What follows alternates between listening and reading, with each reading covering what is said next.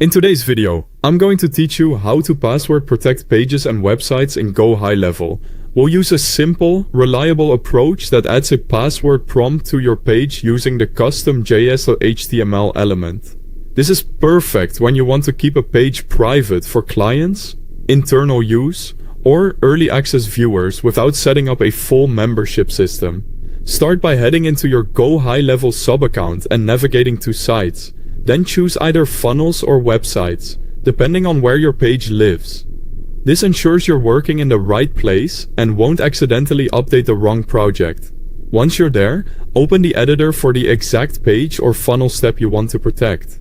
The page builder will load, and you'll be able to see the layout and elements you've already designed. Next, add a custom JS.html element to the page. You'll find this in the Elements panel inside the editor.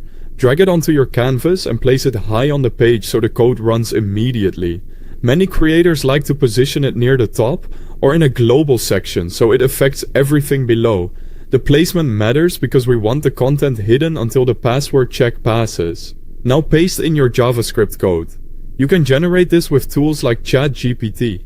Just ask for a snippet that hides the page content and prompts for a password, revealing the content only if the password is correct.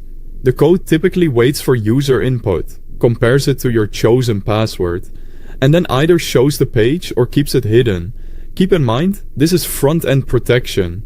It's great for casual gating, but not intended for highly sensitive data. Before you move on, edit the code to set your desired password and any custom messages you want users to see, such as an error notice if they enter the wrong password.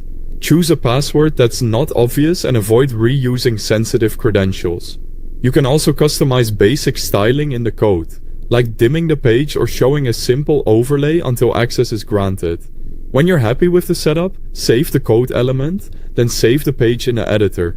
Finally, publish your changes so they go live. It's a good idea to visit the live URL in a fresh browser window to confirm you see the password prompt and that entering the correct password reveals your content as expected.